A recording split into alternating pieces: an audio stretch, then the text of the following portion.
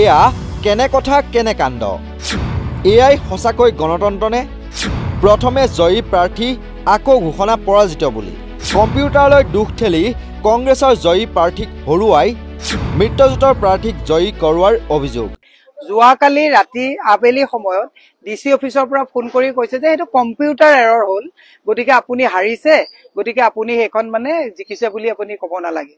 আজি আমি আহি পেলাই এডিসি ক্লক কৰিলো ডিসি ক্লক কৰিলো তেওঁলোকে ক'লে নাই হেদিনাখন ৰাতি টোপনি ক্ষতি হৈছিল গতিকে হেদিনাখন আমাৰ মানে ভুল হ'ল গতিকে আমি আজি কৈছো যে একচুয়ালি আমাৰ ভুল হ'ল হয় হাজু সমষ্টিৰ পঞ্চতীৰ্থ জিলা পৰিষদৰ ৭১ নং খনিয়াদি আঞ্চলিক পঞ্চায়তৰ সদস্য কংগ্ৰেছৰ ৰুকিয়া ৰেহেনা বেগম জয়ী হোৱা বুলি ঘোষণা কৰাৰ পাছত আজি পুনৰ কম্পিউটাৰ এৰৰ হোৱা বুলি কৈ পৰাজিত বুলি ক'লে উপায়ুক্ত আৰু নিৰ্বাচনী বিষয়াই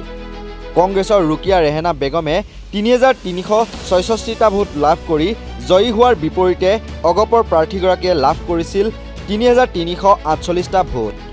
টোপনিৰ জালতহে কংগ্ৰেছৰ প্ৰাৰ্থীক জয়ী কৰাইছিল নিৰ্বাচনী বিষয়াই কম্পিউটাৰৰ এৰৰৰ বাবে কংগ্ৰেছ জগৰীয়া নেকি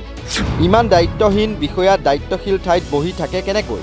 প্ৰশ্ন প্ৰদেশ মহিলা কংগ্ৰেছৰ সভানেত্ৰী মীৰা বৰঠাকুৰৰ তেওঁলোকে সকলো জেগাতে তেওঁলোকে আমাৰ বহু জেগাত এনেকুৱা ভুল হৈছে ইদেখন সোণাপুৰতো ৰাতি তেনেকুৱা ঘটনা হৈছিল আমি গৈ তাৰ পিছত জিকিছে ইৰে কম্পিউটাৰ এৰৰ কাৰণে আমি ৰেসপন্সিবল নেকি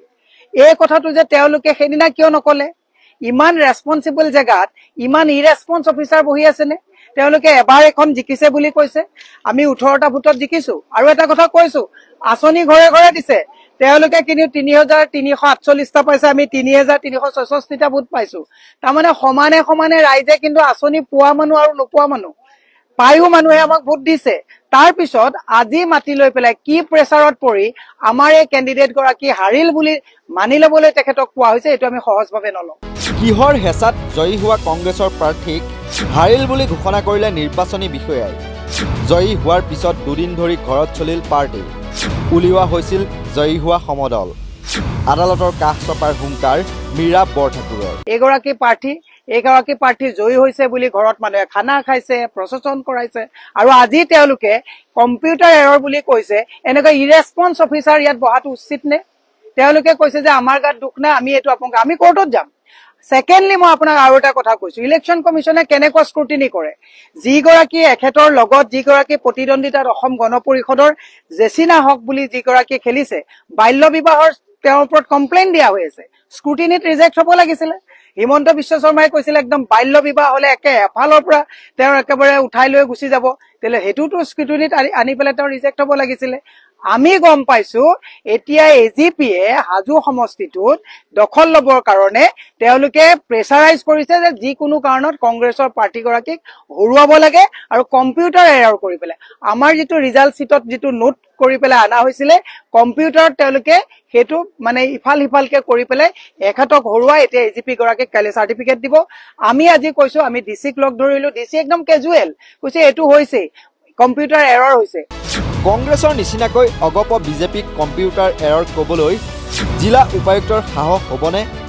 মেধা ছাত্ৰ ছাত্ৰী চকীত বহি মেৰুদণ্ডহীনভাৱে কথা ক'লে মানি নলয় কংগ্ৰেছে ৰাইজৰ কৰ কাটলৰ পইচাৰে দৰমহা দিয়া হয় আজি বিজেপিৰ কম্পিউটাৰ এৰৰ বুলি ক'বলৈ ডিচিৰ সাহস আছে নে আজি এজিপি অতুল বৰা সাহস আছে ডিচিৰ কম্পিউটাৰ এৰৰ বুলি ক'বলৈ কংগ্ৰেছ কাৰণে হিমন্ত বিশ্ব শৰ্মাৰ ছত্ৰছায়াত মই সেই কাৰণে আজিকালি এটা কথা কওঁ মেধা ছাত্ৰ বিলাকে আজিকালি ষ্টেণ্ড কৰিলে আমি আজিকালি গামুচা নিপিন্ধোৱালো কাৰণ মেধা যেতিয়া চকীত বহে মেৰুদণ্ড নাইকিয়া হোৱা নিচিনাকে কথা কয় মই ডিচিৰ ওপৰত আজি আক্ষেপ কৰি কৈছো আজি এডিচিৰ ওপৰত আক্ষেপ কৰি কৈছো কম্পিউটাৰ এৰৰ কথা কৈ আপোনালোকে দায় সাৰিব বিচাৰিছে কম্পিউটাৰ এৰৰ হৈছে বুলি হিমন্ত বিশ্ব শৰ্মাৰ ওচৰত ক'বলৈ সাধ্য আছে নেকি এইবিলাক অফিচাৰৰ সেইকাৰণে আমি কৈছো আমি আইনৰ ব্যৱস্থা ল'ম তেওঁলোকে কাইলৈ চাৰ্টিফিকেট দিব আমাৰ জিকাগৰাকীক হৰুৱাইছে হৰুৱা গৰাকীক জিকাইছে ব্যৱস্থা আইনে ল'ব লাগিব ইলেকশন কমিশনে ল'ব লাগিব এনেকে আমি এৰি নিদিম এনেকুৱা বহু ঘটনা হৈছে নাও বৈছাত হৈছে লখিমপুৰত হৈছে আপোনাৰ সোণাপুৰত হৈছে বিভিন্ন জায়গাত এনেকুৱা ঘটনা হৈছে কেৱল ইমানেই নহয় কলিয়াবৰৰ 4 নং টুবুকি জাৰণী গাঁও পঞ্চায়তৰ উত্তৰ ভুমুৰাগুৰি 4 নং ৱাৰ্ডৰ বিজয়ী প্ৰাৰ্থী বাপ্পী মণ্ডলক পৰাজিত দেখুৱাই নিশাটোৰ ভিতৰতে পৰাজিত প্ৰাৰ্থী প্ৰেমানন্দ তালুকদাৰক বিজয়ী দেখুওৱা হ'ল 154টা ভোট লাভ কৰা বাপ্পী মণ্ডলৰ পৰিৱৰ্তে 89টা ভোট লাভ কৰা প্ৰেমানন্দ তালুকদাৰৰ নামত আহিল নিৰ্বাচনত বিজয়ী হোৱাৰ প্ৰমাণপত্ৰ। কলিয়াবৰ সমজিলা আয়ুক্তৰ ওচৰত অভিযোগ দিলে বাপ্পী মণ্ডলে। আমাৰ টুপুকিজৰণী গাঁও পঞ্চায়ত 4 নং ৱাৰ্ডত যোনখন ভোট হৈছিল, তে ভোটখণ্ডত ভোট হোৱাৰ পিছত যেতিয়া আমি ইয়াত আহিলোঁ ভোট গণনা কৰিব আহি পিছত মোৰ এগেইনষ্টত আৰু দুজন আছিল। এজনৰ আছিল টেক্সি গাড়ীৰ ছবি আৰু এজনৰ আছিল উৰাজাহাজৰ ছবি। তে উৰাজাহাজৰ ছবি আৰু মই আছিলোঁ দুটি পাতৰ ছবিত। তে দুটি পাতৰ ছবিত থকাৰ পিছত কি হ'ল, তে তিনিটা ভাগত ৰাইজে ভোট দিলে। ভোটদান কি হ'ল, মই নিজে ভোট কেন্দ্ৰত গন্তিৰ সময়ত মই নিজে কেন্দ্ৰীয় হিচাপে আছিলোঁ, গণনা কৰা মানুহ হিচাপে মই নিজে লগতে সেইটো চাইডত আছিলোঁ। তাৰপিছত কি হ'ল, মই যোনখন ভোটৰ তালিকা এইখিনিত মই হিচাপ কৰি মই টোটেল ভোট পালোঁ 154। 154 মই ভোট পোৱাৰ পিছত অপজিট পাৰ্টি যোনজন প্ৰেমানন্দ তালুকদাৰ আছিল সি পালে 89 আৰু তাৰ এগেইনষ্টত যোনজন উৰাজাহাজ আছিল তেওঁ পালে 68। তে মই সবতকৈ অধিক ভোটত মই জিকিলোঁ। মোৰ নাম হ'ল শ্ৰী বাপ্পী মণ্ডল। তে মই সবতকৈ বেছি অধিক ভোট পাই মই জিকিলোঁ। তাৰ পৰা মোক ডিক্লেয়াৰ দিলে পাতৰ ছবি দিয়ে জিকিল বুলি। তে ডিক্লেয়াৰ দিয়াৰ পিছত আজি 2 দিন পিছত মোক মাতিলে আৰু অপজিট পাৰ্টিকো মাতি পেলাই এতিয়া কৈ আছে যে প্ৰেমানন্দ বুলি জিকিছে। তে মোৰ জেগাত প্ৰেমানন্দৰ চিগনেচাৰ হৈ গ'ল। তে মই আকৌ সুধিছিলোঁ যে মোৰ চিগনেচাৰ লাগিব নে, সিহঁতে কৈছিল নাই আজি এতিয়া আৰু চিগনেচাৰ নালাগে, তুমি যাব পাৰা। তে মই ওলাই গৈ বাহিৰত ডিক্লেয়াৰ দিলোঁ যে মই জিকিলোঁ বুলি। ৰাইজে মোক লৈ গৈ ঘৰত ধুনীয়াকৈ ফূৰ্তি কৰিলে, গাঁৱৰ মানুহ চব ওলাই আহিল, প্ৰেমানন্দ লুকাই থাকিল। প্ৰেমানন্দ ওলাই নাহিল কালি, আজি আকৌ প্ৰেমানন্দ আহিছে চাৰ্টিফিকেট ল'বলৈ। তাৰমানে মই কাহিনীখিনি বুজিয়েই নাপালোঁ যে এজন হাৰা প্ৰাৰ্থীয়ে কেনেকৈ চাৰ্টিফিকেট পায়। পুনৰ গণনাৰ বাবে সমজিলা প্ৰশাসন মান্তি হৈছে যদিও বাপ্পী মণ্ডলে এই কথা মানি লয় নে নাই সেয়া হ'ব লক্ষণীয়। কেৱল ইমানেই নহয়, বোকাখাট সমষ্টিৰ পূব কাজিৰঙা গাঁও পঞ্চায়তৰ ভোট গণনাৰ বিসংগতি পুনৰ বিবেচনা কৰিবলৈ নিৰ্বাচন বিষয়াক সাক্ষাৎ কৰে স্থানীয় ৰাইজে। বিষয়টো পুনৰ বিবেচনা নকৰিলে ৰাইজে প্ৰতিবাদমুখী হোৱাৰো হুংকাৰ প্ৰদান কৰে। আমাৰ বোকাখাট বিধানসভা সমষ্টি পূব কাজিৰঙা গাঁও পঞ্চায়তৰ অন্তৰ্গত 8 নং ৱাৰ্ডৰ লগতে আৰু 2টা ৱাৰ্ডত মই শুনিবলৈ পোৱা মতে 2টা ৱাৰ্ডত বহু সাংঘাতিক ধৰণে বিসংগতি আমি দেখা পোৱা গৈছে। আৰু এনেকুৱা যেন অনুভৱ হৈছে, এই যেনেকৈ মহাভাৰতৰ যুদ্ধত অভিমন্যুক মানে কৌৰৱে যেনেকৈ বেৰি ধৰি 7-8জনে বেৰি ধৰি পেলাই হত্যা কৰিছিলে, ঠিক তদ্ৰূপ আমাৰ এই যোৱা কালিৰ যিটো নিৰ্বাচন হৈ গ'ল, নিৰ্বাচনটোত তেনেকুৱা যেন আমাৰ অনুমান হ'ল। 8 নম্বৰ ৱাৰ্ডৰ জ্যোতিকা গগৈ বৰা, তাইও ঠিক তেনেকুৱা যেন অনুমান হ'ল। তাইক যথেষ্ট পৰিমাণে যেনেধৰণে আমাৰ যিটো চৰকাৰী নিয়ম বা আমাৰ নিৰ্বাচনী বিষয়াৰ যিটো নিয়ম মতে আমি কাম যেনেধৰণে কৰিব লাগে কৰিছিলোঁ, কিন্তু দেখিলোঁ মিত্ৰজোঁটৰ ফালৰ পৰা জগত কলিতাদেৱো আহি যেনেধৰণৰ এটা তেওঁ ভূমিকা গ্ৰহণ কৰিলে, সেইটো বৰ পোৱা যেন আমি পোৱা নাই, বৰ